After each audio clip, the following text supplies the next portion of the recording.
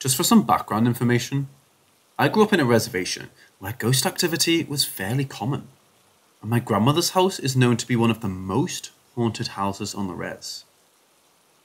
When I was around 6 or 7, I was sleeping in the living room with my brother, and I was already passed out. My brother began to hear footsteps coming down from the stairs that led to the living room, and it was really late, so he was confused. Our living room didn't really have a wall towards the stairs. It was more like railings, so he'd be able to see who was coming down from the stairs before they made it all the way down. The footsteps made it all the way down the stairs, and there was no one there. We were often told that our passed away grandfather would traverse the house at night, and he thought this was him. My brother tried his best to not get scared and watch TV, while the footsteps kept walking up and down the stairs. Eventually, he woke me up as comfort, and we both sat there and listened. Then all of a sudden, the footsteps bolted it up the stairs and back down, repeating this at least 4 times. Before we heard the steps go all the way upstairs, and all the doors started slamming. This woke up my grandmother, and when she opened her door to see what was going on, it stopped. We explained to her everything that happened, and she believed us right away, like it already happened to her.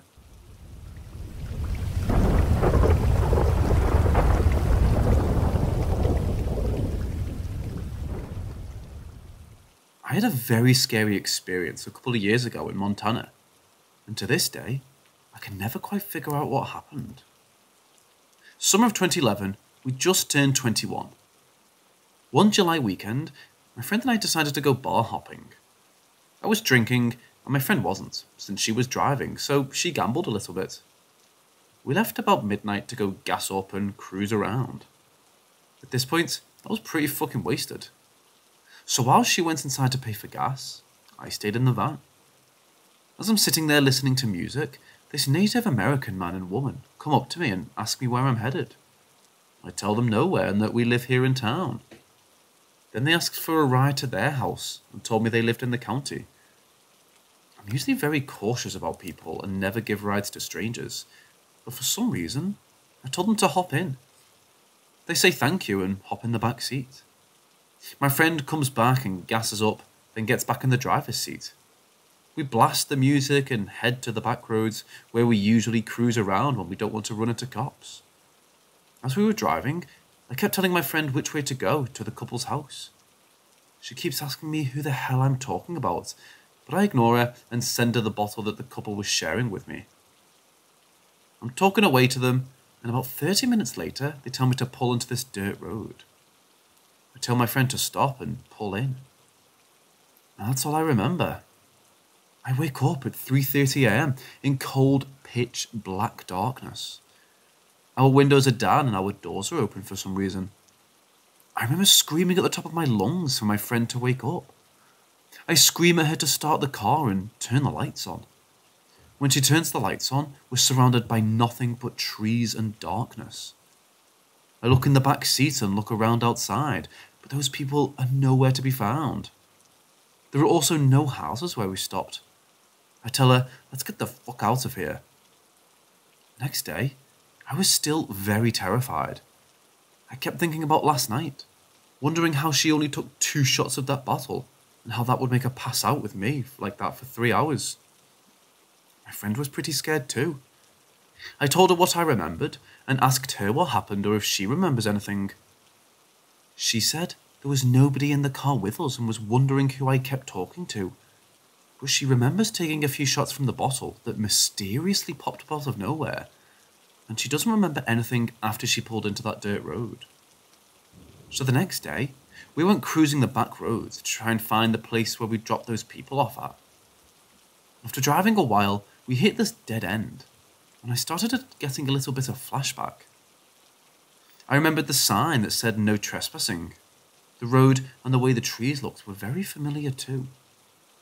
Then all of a sudden, I get this very eerie feeling and start feeling sick to my stomach, so we leave. Fast forward a couple of weeks later. The same friend and I decided to go get a bottle. We start cruising and decide to hit the back roads again so we don't get pulled over. My friend is driving and I start drinking. An hour or two have gone by and we're both drunk. I tell her to pull over because I need to pee. She stops and I go behind the van to pee and I look over into the field and I see these red eyes staring at me.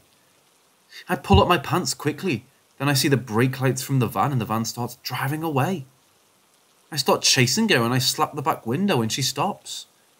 When I get to the driver door, I open it and ask my friend, "What the fuck are you doing?"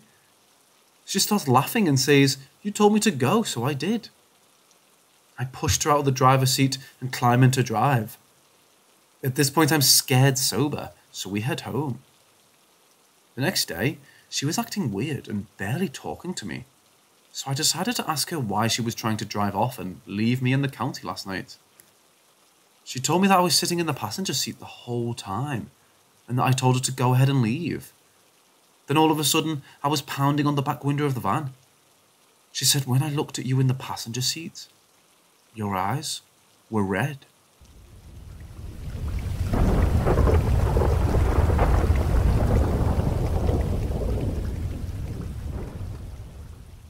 Back in 2019, I was pretty much depressed the whole year. Not really suicidal, but let's just say I stopped wearing a seatbelt, smoked twice as many cigarettes as I would have normally, and didn't care much about my well-being for the most part. Due to this depression and things getting worse mentally, I did a lot of dumb things, supernatural-wise. I've always known to not speak to the dead, knowing that when you speak to one spirit, the rest can hear you as well. I've always been extremely superstitious and believe in the paranormal and supernatural. Anyways, I live next to a huge cemetery and drive by it every day since it's right across from my neighbourhood. Due to my superstitions and believing that the dead can do things to us humans that aren't capable of, each day I would scream out of the window when passing the cemetery, begging for one of the spirits to get me in a car accident. This habit started on November 2nd, I believe, so I did that each day while driving past the cemetery. Lo and behold, November 6th, I was driving to work at about 4:30 AM. I go the same way every day and come up to a red light. Out of nowhere, and I kid you not, this was literally out of fucking nowhere, I heard a loud honk from behind me and was rear-ended by one of those big white RG&E trucks that fix telephone poles and stuff. Since I was at the red light, it basically pushed my car forward into the middle of the intersection, and once again, out of nowhere, I was T-boned by some random-ass old man in a van with his wife. I was driving an '05 Nissan Sentra at the time, and it was completely wrecked. Literally demolished, and I had not one scratch on me at all. My knees were extremely bruised. I have no idea how that happened, but that was pretty much it. This also happened literally on the main road coming out of my neighbourhood, about a mile down from the cemetery. There are never any cars this early in the morning, maybe one, but even that's rare for the most part.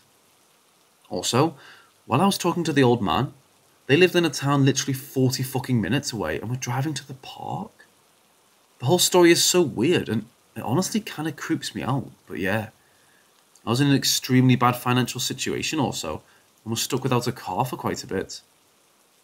When I was driving by the cemetery begging to be in an accident, I meant that I wanted it to be fatal.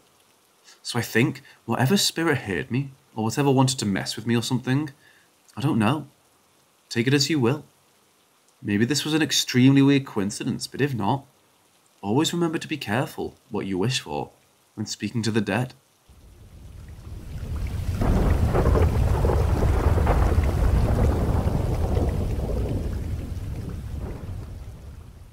So about 2 years ago, I was hanging around with a group of mates in a small forest.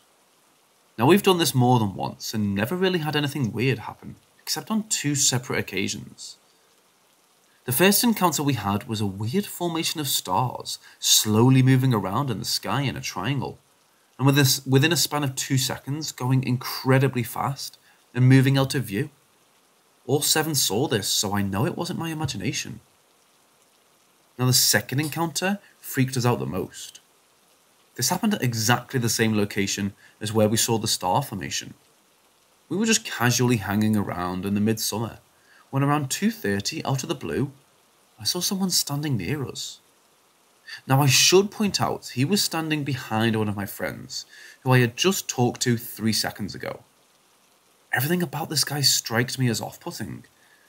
I should point out it was about 30 degrees Celsius at the time, but this guy was wearing clothes you wear in Siberia during the winter. He also wore sunglasses despite it being night. Now the moment I saw him, I instantly felt an intense feeling of dread. The other felt this exact feeling as well. I asked him what the fuck he was doing here, and he just said, listening.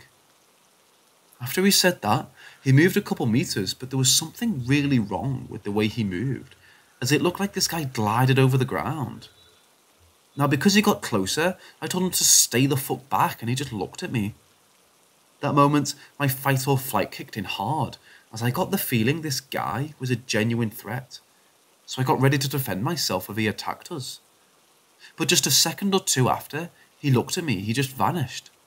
Like we were all looking at him, and one moment he was there, and the other, he wasn't there anymore. After our initial confusion, we decided we should book it out of there, and we just ran as fast as possible, out of the forest. Now just a few notes. We didn't use any substances that could influence what we experienced. We didn't consume any drugs, alcohol, or anything else. We also all remember well what happened that day.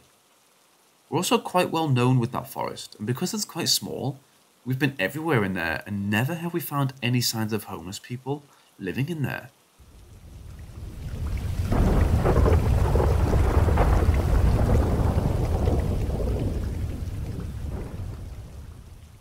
To begin with, you must understand the background to this event.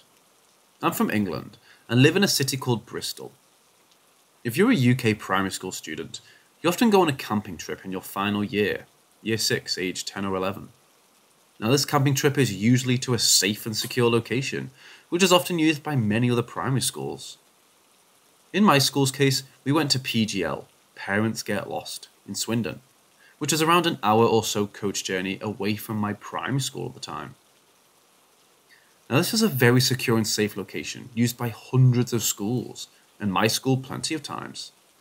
It's full of various activities such as abseiling, giant swings, den building, etc.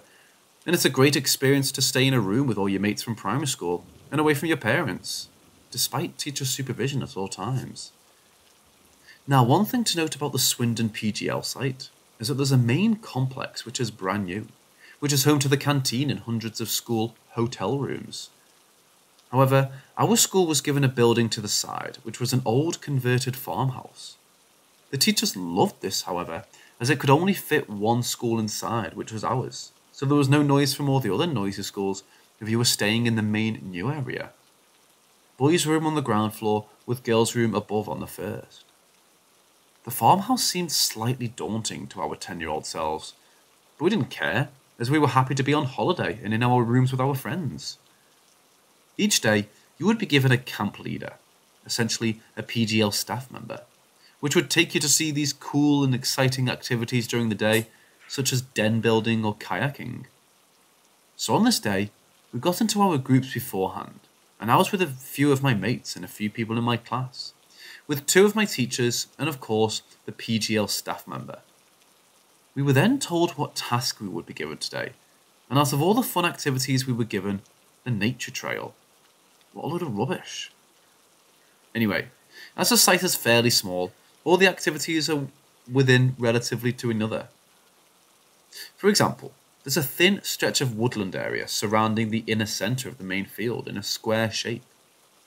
In the centre of this field are various activities, as well as the Swindon Town Football Club training facilities, which seem to share land with the PGL camp, presumably due to its secure and low-key nature that was constantly monitored to. Anyhow, we made our way to the nature trail, which was going to be completed around the square field through the woodland area. I remember all of us being really bored, as we just wanted to do the fun activities my mates were doing, yet we were stuck on the nature trail. We headed down this fairly wooded area, but with a very large path down the middle, which easily fit the whole group of us, and of course to our right, through the trees, we could see the glimpses of the fun activities in the centre of the square field. Yet as we stared down this large wooded path, it was empty, with the only glimpse at the very far end being a large metal fence with barbed wire on top, to ensure the boundaries were secure and no visitors could get into the PGL camp or the Swindon Town FC training facilities. We carry on down the path, stopping every so often for our PGL staff members to tell us some stupid fact, when suddenly a dog appears at the very end of the trail. The dog begins to run around the trees surrounding us either side, and even coming very close to the group, but not touching us. All the girls go, "Ah," in delight at this dog. Yet it seemed strange, despite being a normal-sized dog. It seemed to be able to go through the trees, as if it was invisible. Furthermore, although the lighting was darker due to it being a wooded area, visibility was still very good, but the dog seemed to be if it was just dark like a shadow. As the dog is still running around, the group and everyone is in awe of this dog. The PGL staff member seemed confused, as if the dog shouldn't be here. Remember, this is a secure location for a children's camp, and training facilities for Swindon Town FC only. That's when at the very bottom of the path, a figure of a man appeared maybe 50 metres from the group, and I still remember this in great detail. The man, just like the dog, was a dark black shadow. However, the man was dressed in full farmer's gear, as if he was from the 1900s. Although he was a shadow, you could make the outline of a farmer's cap, large boots/wellies, and a large trench coat. The whole group was fixated on him, and even the PGL staff member said, "What's he doing here? He shouldn't be here." Then just like that, he puts his hands to his mouth as if he was whistling, but no sound came out. Then, just like that, both him and the dog vanished in plain sight, right in front of all our eyes. I still remember all me and my mates sprinting down the path to look for this man, thinking he may have just turned the corner, and it was all our imagination. Just to reiterate, this is an enclosed and secure space, and the forest is very small, with the large field being in plain sight to our right, and the other side being fenced off, as there's a road outside of the campsite. Anyhow, we turn the corner and we find the den building activity with a few of my schoolmates who were on this activity. I remember asking my friend, "Did you see a man and a dog?" And they replied, "No one has come this way." This experience was very strange and was witnessed by everyone in my nature trail group. I have no idea what it was, but I presume it was the old farmer of the land ghost, but I have no idea how the dog was also a ghost and disappeared on the whistle in front of all our eyes. All I can guess is that it was a ghost sighting, yet I've never heard of any shadow sort of ghost sightings, and it was my only paranormal sort of experience. My dad also seen a ghost, and I have heard of one or two other people who have also believed to see one. Yet none to what is compared to me and my mates seeing. This happened around 2012, when we were all around 10 or 11. Yet the PGL staff members saw it as well as my two teachers, who were all confused by what we saw. It was not a scary experience, but rather a weird one, which has led me to more questions than anything.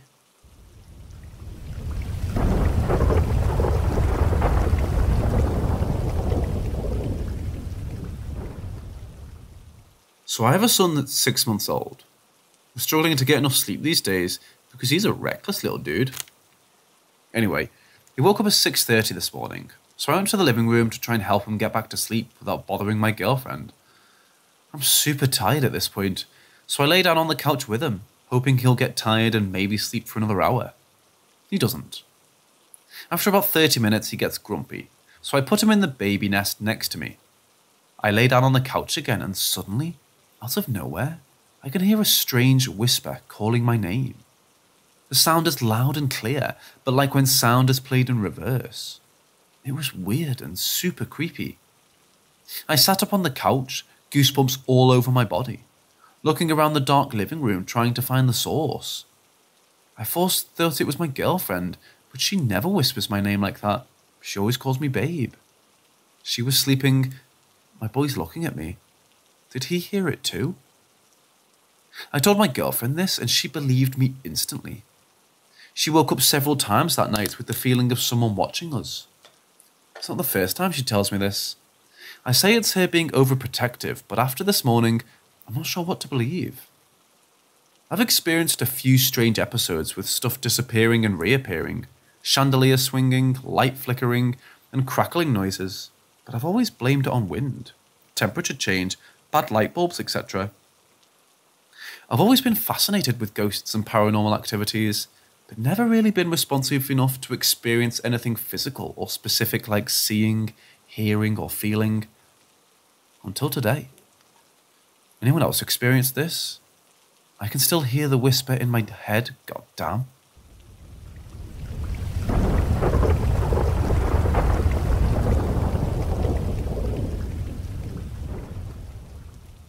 When I was about 12, my younger sister and I were friends with another family in the neighbourhood, the Andersons. They had 3 kids. Erica was my age, Simon was their 10-year-old son, and Katie was their 7-year-old daughter. We lived in a lake community and spent most of our summers at the beach with our neighbours. It was nice. Our parents were also friendly with the Andersons, and we would have barbecues together all the time.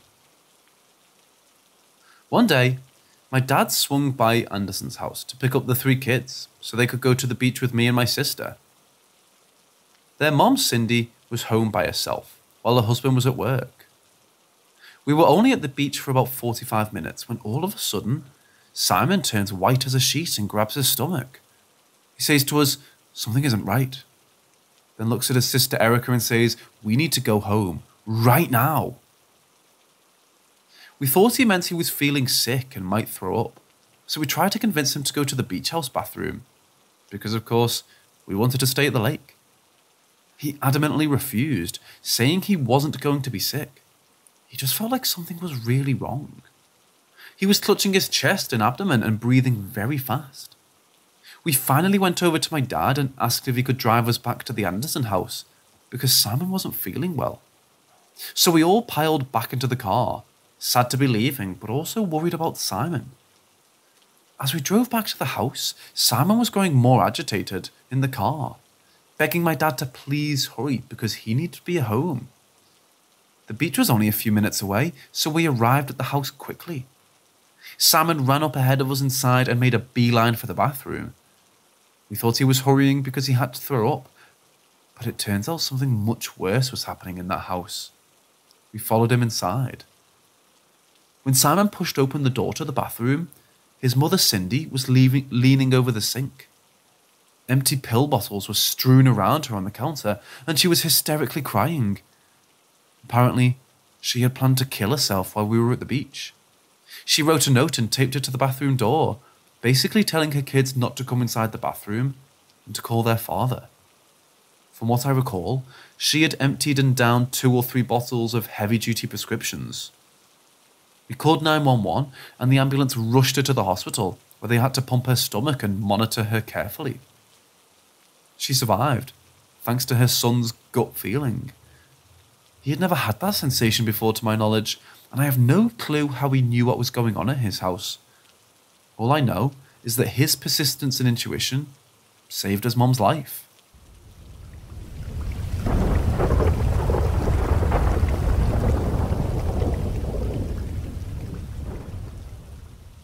Has anyone ever got this feeling? When going up the stairs, that there is something behind you, but nothing going down the stairs.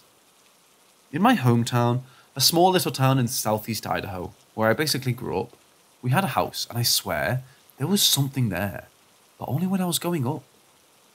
Despite whatever ability or whatnot to scare or sap paranormal stuff away, it was always there. When I went up the stairs, never had a problem going down the stairs. Now there was a problem at night when looking down, so when I was younger, I would never go down at night, scared to all hell of the dark and all.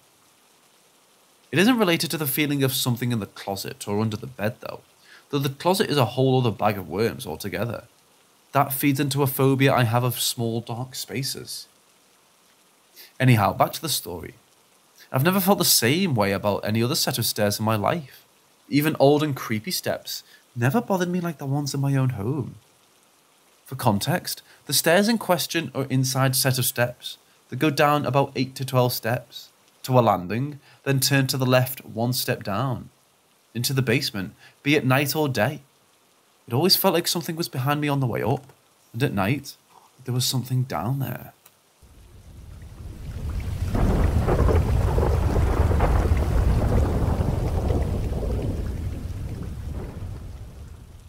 This was a long time ago. I was around 13 or 14 years old. So my brother had this cool friend. Every time we'd go, I would ask to go with. Well, this one time, we were hanging out. He was telling this story about some fire that happened a long time ago. I don't remember much about it, but he said that whoever hears it, a man would appear at night at your window. I don't think much about it at the time, because he liked to joke around. After we got home, I started thinking about it, like how would a man just appear out of nowhere and be at your window? I laughed it off, thinking it was stupid.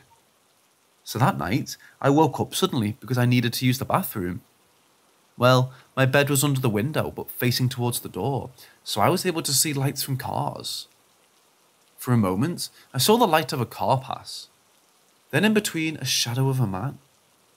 I freaked out and I lay there thinking it was all in my head. No, again, the light of a car, then the shadow. The shadow looked like it had an old cowboy hat and wore a trench coat of some sort. Well, terrified, I laid there motionless. Each time a car passed, the shadow of a man was still there. After the sun started going up, the shadow began to disappear. Then I got a little courageous, and I saw if I could see him. Well, I did. I caught a glimpse of him. I yelled for my parents. They came into my room, turned on the lights and asked me what's wrong. I told them that a man was staring at me from the window. My dad looked at the window and said, "There's nobody there." I kept telling them that he was there, but they didn't believe me. Even when my brother came into my room, he said that I was just scared of the story his friend told us. Nobody believed me. I kept seeing him for a few nights then. Suddenly, he vanished. I no longer saw him. To this day, nobody has ever believed me.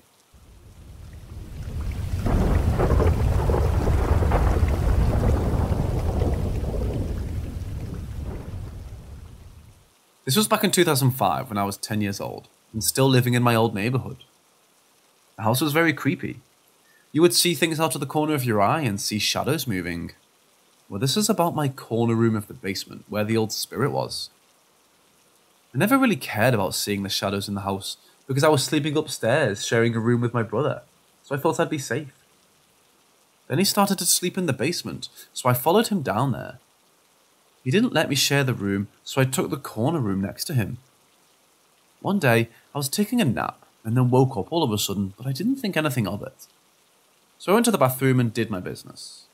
I came back to my room and I couldn't believe what I saw. I saw myself on my bed sleeping. I didn't come to grips with it until I heard chains moving. I looked towards the end of my bed and saw an old man chained up. It looked like he was trying to talk to me, but I started to scream. Then I felt being pulled toward myself and back to my body. I woke up screaming. My parents came downstairs and came to my room and asked me what's wrong. I told them about what happened. The look on my mother's face had confirmed that it wasn't a dream. She had told me the exact same thing happened to her, but thought it was a dream. Now that we both had the same thing happen to us, she called a friend to see if it was a dream or not. My friend's mom had a gift. She could see things others couldn't, and sometimes astral projects. Well, as soon as she walked into my room, she gasped. She could see the old man chained up by the bed. She went to him and started asking him why he was chained up. Apparently, he was chained up by some white people back in the 50s because he was a black man. He died of starvation and dehydration. The lady came and told us that all we needed to do was call a priest and bless the house, and everything would be fine. The week after, a priest came in and started to bless the whole house. My mum's friend went back to the room, and the old man was gone. Needless to say, I never slept in that room again.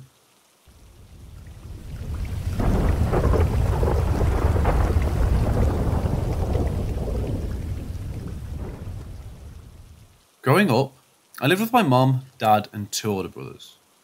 We lived in a house that was built in the mid-70s or early 80s. We always felt there was something more to that house. I would always talk about someone I would call the Shadow Man. My first experience with this entity was when I was about 5 or 6. I had woken up one night to use the bathroom, which was located in the exact centre of a long hallway that leads to the living room, kitchen, etc. I opened my door and stepped out. I remember feeling terrified, staring at the darkened hallway. Everyone was asleep and the house was dark. It was properly close to 3 a.m. I could see this tall, dark figure standing at the end of the hallway watching me. I was frozen with fear. My dad was pretty tall himself, 6'4", but was pretty heavy. This thing was as tall as the ceiling and skinny with long arms. The thing crouched down to my level and charged at me. I screamed and everyone woke up. I was so scared I refused to sleep alone for nearly a year. So one night when I was about 7, I was sleeping on the love seat my parents had in their bedroom. It was located by the door to the hallway and parallel to the master bathroom. I woke up, my body was numb. I couldn't move, I couldn't talk, I could only stare. This was my very first experience with sleep paralysis.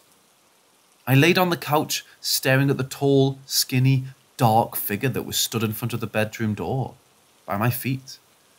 I tried to call for my dad, but I couldn't. I was stuck. I felt like I was suffocating.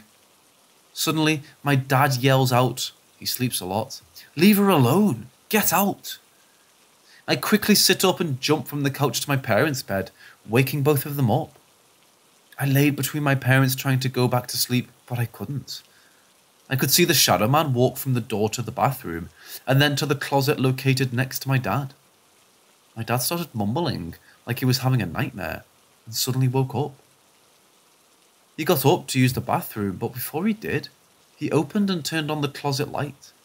He thought I was sleeping, but really, I was wide awake. So through the course of about 11 years, I would wake up about a few minutes before 3 a.m. in sleep paralysis, and he would always be there, hanging out in the corner of the dark room I was in. It didn't happen all the time, but enough to have me scared of the dark until my teen years. So fast forward to my sophomore year of high school. We had since moved out of that house, and I hadn't seen or dreamt about the Shadow Man in years. So one night, I sneaked out with some friends and went to this abandoned house on my friend's street. We take acid, and my friend starts spray painting on the walls. I was feeling my trip, we were jamming out, smoking a joint, when I suddenly got that chill. The one that told me he was there. I don't remember most of my trip, but I do remember seeing the Shadow Man poke his head about from around the corner, and I screamed. My friends made fun of me the next day, telling me I was freaking out because the Shadow Man was watching. After that, I hadn't seen or felt him. I met my fiancée, we moved in together, and all was happy. It had been years since that night, and I thought to myself, finally, he fucked off. So one night, this happened last year, my fiancée and I moved our bed to the living room. We did this a lot because we would always pass out in the living room watching TV or movies.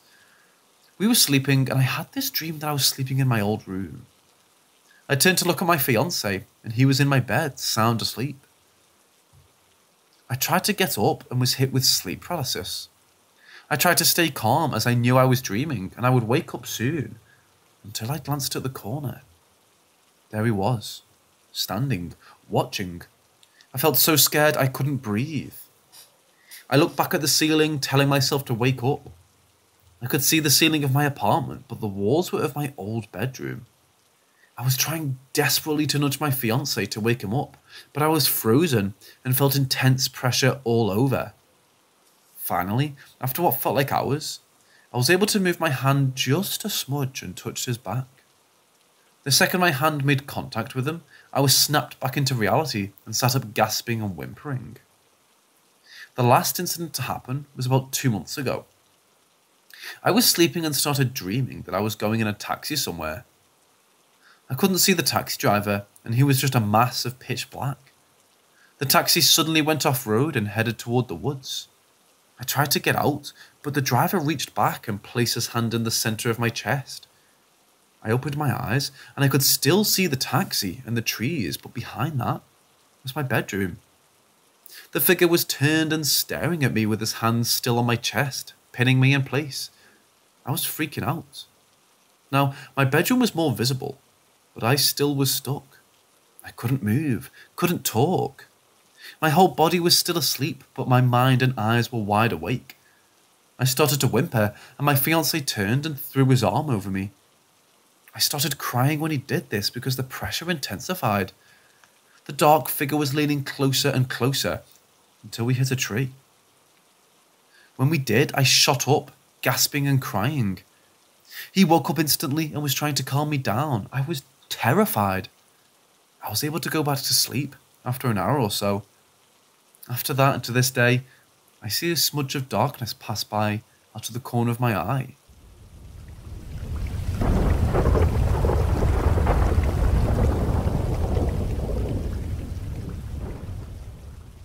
When I was little, my family and I lived in this small house on the outskirts of Houston. The way the house was laid out was you would walk in from the front door, and to your left was the kitchen and breakfast nook. Forward was the living room with the dining area behind it, and to your right was a long hallway that led to my two brothers' room, my parents' room, and my room. My mom raised us Catholic and blessed our house regularly, and my dad as well was very superstitious. The house itself was somewhat old, being built in the 60s or 70s. Anyway, my first experience in the house happened when I was around maybe 5 or 6. Since I was born, I always had my own room, and my two brothers shared a room which was right next to mine. One night, I woke up needing to pee really bad. The bathroom was located right in the centre of the long-ass hallway. It was in the middle of the night, so the hallway was pitch black. The only light source was my series of nightlights. I stood at the end of the hallway, staring towards the living room. I remember a feeling of intense fear and seeing a tall, dark figure crouch down and move towards me. I screamed, walking literally every person in the house. That night, and about a year after, I always slept in my parents' room. As the years went by, my older brother and I started experiencing things that no one else, except our family dog, seemed to notice. It was always little things. Doors would open and slam shut, the TV would turn off and on, and we could hear walking in the attic. My dad would try to explain to us that the footsteps in the attic were from raccoons. Being kids, we believed it was raccoons because why would Dad lie about it? Found out years later, he only told us that to keep us and himself from getting scared. So one day, my mum and Dad were at work, leaving my two big brothers and myself alone in the house. My brothers were outside playing basketball, and I was inside watching TV. I was about 8 or 9 at the time. The TV randomly switched to the static channel. I flipped the channel back to what I was watching, ignoring the sudden creep of fear crawling up my spine. The TV switched back again and I turned it off. From where I was sitting, I could almost see the end of the hallway and felt that something was there, in my brother's room. I got up and walked to the hallway and stared down my brother's door. The doorknob turned and I froze. I was the only one inside the house, yet I felt I wasn't alone. The door cracked open, and when it did, it felt like the hallway darkened. I bolted outside to get my brothers. I told them what happened, and when they went inside to check it out, I remember both of them running out and telling me that we're going to play basketball until our parents got home. About a year later was the scariest moment shared by my brother and I. We had a sudden falling out with my dad's side of the family. My grandma was sick and dying at the time, which was causing a lot of animosity in my family. One night, I couldn't sleep. I kept seeing a creepy face in my closet, which was keeping me from being able to turn the lights off and go to sleep. I had this sudden feeling that I needed to look outside. I slept under a window that overlooked the backyard. My brother had the same window in their room. I summed up all my courage and glanced out the window. It was in the middle of the night and the backyard was lit only by moonlight. However, we had a yellow slide that stuck out even in the darkness. I stared out for a little bit until I noticed something sitting on the side. The figure on the slide had its knees drawn up with its arms wrapped around its legs. Long bird-like wings and a long beak. The figure was so dark, so pitch black. It stood out even in the darkened backyard. The thing opened its eyes, which were blood red, and lifted its head quickly to stare at the window next to mine, where my brother was. And after about a minute, it slowly turned to stare at my window. When it did, it felt like a sharp icicle went through my soul. I screamed for my dad. He went outside to look, and nothing was there. That morning, my dad got the call that my grandma had passed away in the night. After that day, things on my dad's side went from bad to ugly. Old, horrible secrets came out, and my brother started to act out while I became more timid and sleep-deprived. It wasn't until years later, when we had moved to another house and were practically grown, that we spoke about that night. We were smoking a blunt, talking about scary things that happened in our old house. Like my dad would wake up to something standing over him a lot, and he would hear things in the attic. Spooky shit. I told him about the demon bird thing and he turned super pale. He explained in detail what the creature looked like. Things that I never told my parents. It clicked to me that whatever that thing was made direct eye contact with my brother. And when it turned to stare at me, I screamed. My other brother tried to tell us that we were just fucked up and watched too many scary stories. But I know what I saw. He saw too. I haven't had too many paranormal encounters after that, just a few here and there. But I'll always think back to that one night. That one scary-ass night. I still wonder, nearly 20 years have passed since I saw that creature, what it was, and why it was in our backyard.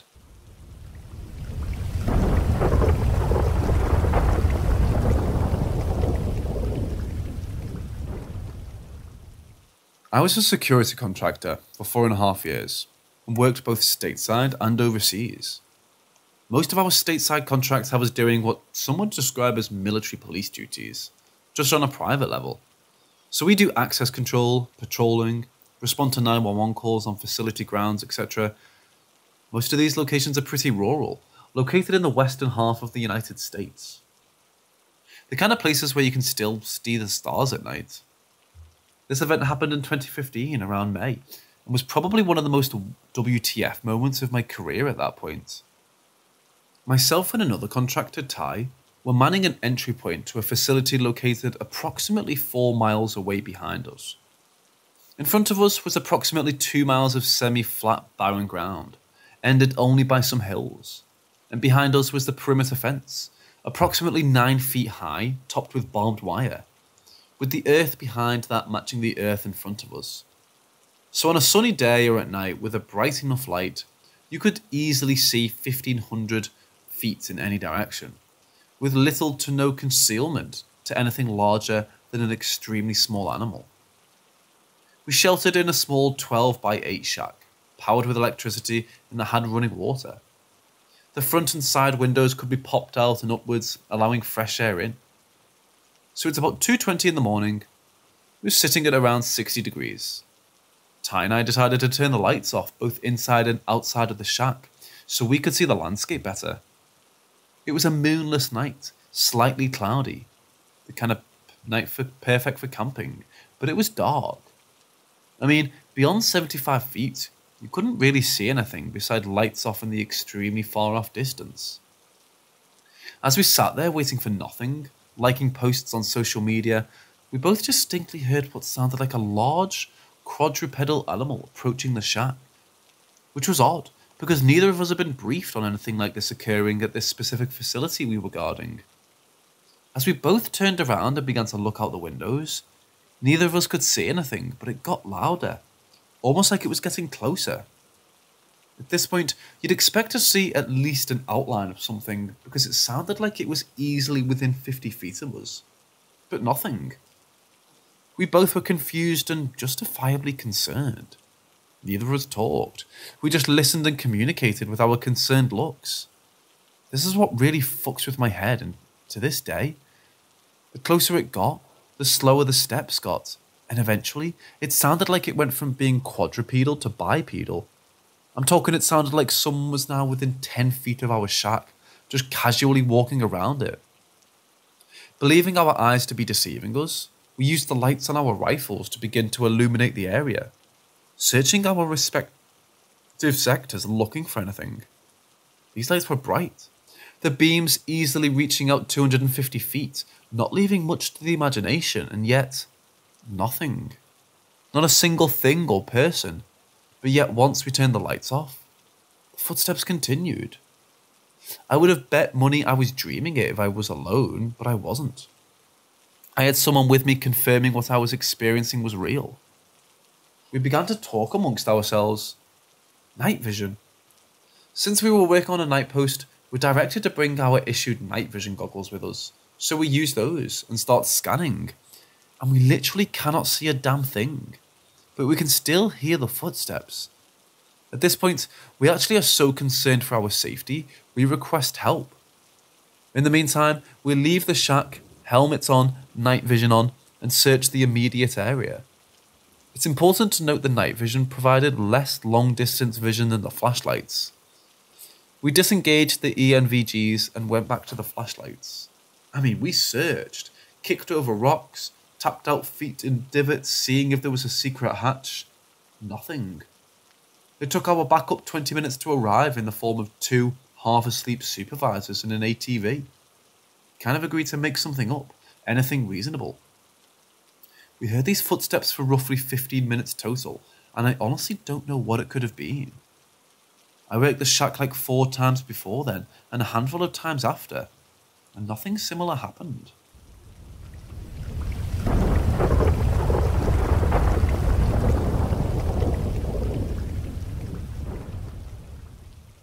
So without giving too much detail, I did a 4.5-year stint as a security contractor for a company which is pretty well known and well regarded in the industry. During the 2014 invasion of the Crimean Peninsula, after it was determined Russian contractors were being used to invade the peninsula, a certain worldwide military organisation decided to be cheeky and send contractors of its own. And I, an 18-year-old, only a few months out of this company's boot camp, was sent along with a sizable force of other contractors. Our primary mission was to slow any progress the Russians made, while evacuating towns and villages of pro-Ukrainian residents who were susceptible to executions and other horrendous acts when their loyalty was discovered. Now, I only had 6 miserable weeks, and neither of these stories are my own, but the sources are very reliable people, and I trust that they wouldn't lie about such things. So the first one I'll tell is of Platoon 62. Platoon 62 comprised 2 squads of 12 men each and was solely tasked with evacuation duties. According to the 2 people who had told me what happened, P62 had called in at approximately 2:45 PM and notified command that they had encountered heavy incoming fire and that they'd be seeking an alternate route to their destination and reported no casualties. At 2:52, they called in again and advised one truck had been hit by an explosive and that the vehicle was immobile. They said they'd be dismounting and moving to another vehicle, reporting that all 5 occupants had been injured but were able to move on their own. Multiple attempts to reach them fail after this. 2 hours go by, and then the last call from them came in saying they'd all been wounded, some dead, and that they needed a medevac. 60 additional contractors forming a QRF were sent to assist at the first sign of trouble at 2:45. And at approximately 6 o'clock, they had finally arrived only to find all 24 dead in varying locations. So here's where the paranormal begins. The locals state that a firefight had in fact started at around 2:45 and ended after about an hour, with the attackers making an aggressive push on the 2 squads they'd ambushed. The locals state that they'd just gone out and checked on the contractors after the attackers had left, and found several who were still alive, but life-saving attempts failed shortly after. Most had been hit by gunfire and shrapnel multiple times. Fearing the attacking forces would return, the locals left. The locals were adamant that they had checked all 24, and that all had passed away before they had left. So who called in saying they needed medevac? It's possible someone lived and they didn't realise he was still alive. And Roy Benavided himself long enough to call for help. It's entirely possible the locals lied, or my fellow contractors lied, but regardless, I do know this Platoon 62, not their real call sign by the way, was lost on that date and at that time, All 24 were killed in an ambush because they had gone down a road we knew had been mapped out for ambushes. We know most of their equipment was damaged in the ambush, including most comms, and that the official information release states there were signs indicating someone had tried to save a few of them. Regardless of what happened, whether or not that last call for medevac ever came in, we lost 24 great guys that day, just trying to save lives. Task Force Blitz, or TF Blitz, or just Blitz as we call it, was a slowed-down task force formed to do as mentioned above, and that was to slow down any advancement made by the Russians. Composed of 150 contractors, it was formed early on, but my squad wasn't attached until I had been in the country for about 3 weeks. None of this matters to the story, it just provides some background. It was not uncommon to be given maps that were heavily outdated, or that were not complete, leading to confusion when we stumbled upon roads or villages that were not marked on our maps. Also, it's important to know that GPS was working, but due to the weather at the time, most of our GPS units were not functioning properly or reliably, hence why we relied on maps. While en route to an assignment, the units in the front of our column reported a small cluster of approximately 20 houses and buildings, approximately half a mile east from the road we were on. Of course, our maps didn't show this village. It was decided early on that since we couldn't confirm previous teams had searched this village, we had to search it again. And so my squad of 10 and another of 10 dismounted and approached, joined by 2 armed interpreters. My squad approached from the southwest, the other from the northwest. Maintaining comms while approaching, we identified a gas station, about 15 total homes and apartment buildings, what looked to be a government-type building, and 3 buildings I couldn't possibly identify. So little by little, we clear each building. Unfortunately, we find a few deceased people along the way. Thorough searchers on our end find nothing. As we're wrapping up, the other squad comes out with 2 children and a dog. All 3 appear to be emaciated, and our medics began treatments while we established a defensive perimeter and waited for an evacuation platoon to come. The children were picked up and carried on. Later on, I got to talk to the guys who found the children and dog, and this is where the paranormal begins. Whilst clearing out one of the apartment buildings, the members of the other squad who found them, who I'll call D, interpreter, T and P were point while D covered the rear. All 3 encountered a locked apartment door. T and P confirmed the door handle was locked and door was firm in the closed position, so they prepared to breach it with a halogen when the door simply popped open before we could even get the bar in the door jamb inside. They heard what they perceived as an elongated whisper, which D stated was loud enough for him to determine it was something said in Ukrainian. He just couldn't confirm what exactly was said. They proceeded to hold their positions until additional contractors came to them. They entered the apartment and searched and found the 2 kids and dog in the living room closet, covered by several items of thick clothing. A woman was found down the hallway in a bedroom. She had been deceased for several days, if not a week at that point. Her injuries believed as a result of a brutal assault. After the fact, before hearing this story, it was confirmed an evac platoon had visited this village about 5 days before, followed 2 days later by another task force. Neither reported finding the children or woman when clearing the village. Though it was determined later on, members of that evac platoon had committed crimes against women and children, and the time frame of when they were there lines up with her death. What stands out is the locked door. They confirmed amongst themselves it was locked, and they were willing to risk any element of surprise, both to that apartment and everyone they hadn't cleared to break the door down because it simply popped open. I will say, T and I worked together several times after our time in Ukraine, and he established himself as a great contractor, and he exhibited a great moral character. I know from my time with him, he wouldn't feed into a lie, so I truly believe this happened. As far as knowing truly why that door popped open, I believe that woman in the afterlife waited for her kids to greet them as they crossed over, knowing she couldn't save them, and did her best to protect them by locking the door when she saw our boys coming down the hallway. Perhaps they realised they were different. Perhaps she took a chance, hoping they'd save her kids. Regardless, the last I heard, only the dog passed away, so she can rest, knowing we saved them.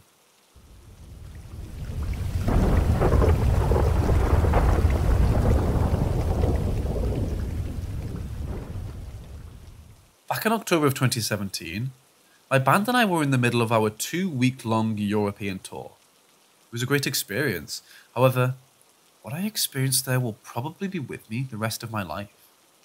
In fact, it's something I can't rationalize or explain to myself. Anyway, here's some backstory. There were 4 of us, driving around Europe in a Honda Jazz, all the way from Scotland, plus musical equipment and clothes. Some venues, including this one, would offer accommodation and food on top of our fee, which was amazing. And you can imagine, after being in cramped conditions on that road for 9 hours at a time, we weren't really wanting to turn anything like that down. After our gig, some of the band wanted to go out and see the local nightlife, whereas myself, I just wanted to lie down, relax, and just browse the internet. As we were coming to the end of the tour and I was in need of some downtime, we were led up to our room, which was above the bar, which we assumed would be a very basic room with a bed and bathroom, and led us into one of the most modern Airbnbs I've ever stayed in. It was super clean, super high-tech, 2 big massive bedrooms with king-sized beds, with a shower and jacuzzi bath, massive kitchen and beautiful wooden floors. I decided to sleep on the floor of the living/kitchen room on my blow-up mattress, which was open-planned, and the linking communal room to the bedrooms and bathrooms. As my bandmates were getting ready to go out on the town, I saw a leaflet on the kitchen table that said that this building has been around since 1260, which was as incredible as you would never know, as the building and bar had been renovated, to the point that you didn't really see any of the old designs anymore. I said goodbye to my bandmates, and one of them mentioned they were going to have a bath when they got back. I shrugged it off and asked them to be quiet and not to try and wake me, as my bed was really close to all the doors as it was in the middle of the communal room.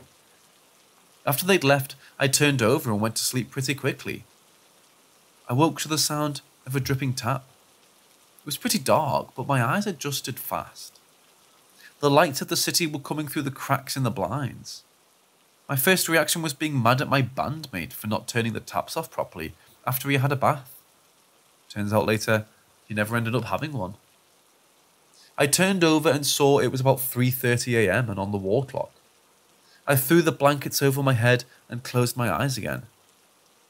Then it happened. What almost felt like a large weight came down on the bottom left corner of my bed. If you've ever been on a bouncy castle, and when weight is distributed from one side and inflates the opposite side, except this launched me about an inch in the air. This was the first time I had felt real, sobering fear, like an ice shock down my spine, probably the adrenaline in hindsight. I remember I stopped breathing, my heart was racing and it was silent in the room. I felt it again, this time less abrupt, more like a kid nudging you through attention. I remember thinking, this isn't in your mind. This is actually happening. Terrified, I threw the blankets off me and looked down towards the foot of my bed. I didn't see anything at first until I looked further back beyond the dining table, which was maybe 2 feet from the foot of my bed. I noticed a shape. I blinked several times to be sure, but I swear I saw a girl with no face and long hair down to her feet. She was about 5'6", pale as anybody could be, and she almost looked sodden, as if she'd been in the rain. I tried to scream, but I couldn't, and I threw the blanket over myself and told myself to go to sleep. I don't remember falling asleep, but when I woke up, I saw one of my bandmates sitting at the dining room table, doing some work on his laptop. I was so relieved it was daytime. I sprang up immediately and told him what happened. Of course, half asleep and rantings of a ghost, he told me it was a dream and to calm down. My other bandmate Gary, who had slept in one of the bedrooms, woke up and joined us. He looked pale as a sheet. I asked him if he was okay, but assumed he was just hungover from last night's antics. When we packed our things, 2 of the boys went and got the car, while Gary and I minded our belongings in the lobby over a cigarette and coffee. I asked Gary how he slept, and before I could say anything, he replied, "Mate, you would not believe me if I told you." I stared at him for a couple seconds and asked what had happened, thinking it was a bar story or a funny story perhaps. I couldn't have been more wrong. Let's also state that Gary and I are skeptics, which doesn't mean we don't believe in ghosts, just that we're the type of people that need proof before blindly believing anything. He began to tell me, in the middle of the night, someone had got into bed with him. He had awoken to the feeling of the blanket lifting up and someone sliding in next to him. He told me that he was too terrified to move or call out and just tried to make himself fall asleep like me. And he never had the bath he intended to take. So that explained why he looked pale white when he woke up. He was not intending to tell anyone because it sounded so unbelievable.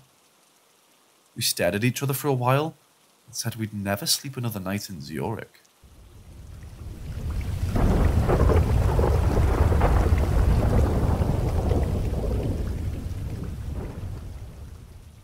My dad grew up in a small town in Vermont. His childhood home was an old hospital that had been renovated into a house. He's told me quite a few stories of unexplainable things that happened there. This one, however, is probably the most bone-chilling thing that's ever happened there. My dad's sisters would sometimes hold seances with their friends from school, and one time in particular, they decided to skip school and do one in a closet upstairs while everyone else was gone. Two of his sisters and a girl from school piled into the closet and shut the door. During the seance, my Aunt A asked if there's anyone here, please make yourself known. Immediately, my other Aunt S felt a hand on her back. She jumped to the side a little bit and A saw the hand coming out of a box on the floor. She said it looked dead, grey and rotting. The girls freaked out and ran to the closet. Doors and cabinets were slamming in the house, and they were so scared they just ran out of the house and left it empty for hours. My dad came home from school and saw the front door wide open, so we figured someone was home and was calling for A and S, asking why they left the door wide open. With no answers, he thought maybe they were messing with him. He was the youngest, and often his sisters would pick on him. He walked around the house, yelling for them, saying it's not funny, and he didn't want to play along with their stupid games. When he got upstairs, he heard a bedroom door slam. He went to the door and tried to open it, but it wouldn't budge. He banged on the door. "This isn't funny, come on, just open the door." No answer. He tried to turn the knob and pull as hard as he could, but it still wouldn't budge. He put his leg on the wall as leverage and pulled back and finally got the door open with just a crack. He peeked through the crack and saw nothing. There was nothing there, nobody holding the door, nobody messing with him. Then the door was ripped away from him, shutting itself again, and he fell onto the ground. He was shocked. He got up and tried to open the door once again, and it opened with no resistance this time. He inspected the room and nobody was there. Super creeped out, he went downstairs and found his sisters coming back home. He asked them what kind of game they were playing with him, and they looked scared. They told him that they hadn't been home for hours because of what they had seen that morning, and they were not messing with him. The house actually mysteriously burned down years after this when they were all adults, and I'm pretty sure there was also a small graveyard close by where the old hospital used to bury bodies. His mom, who's passed away now, two of his sisters and he has had many experiences in that house. However, most of them were not aggressive as this one. I think that the seance really woke something up that day.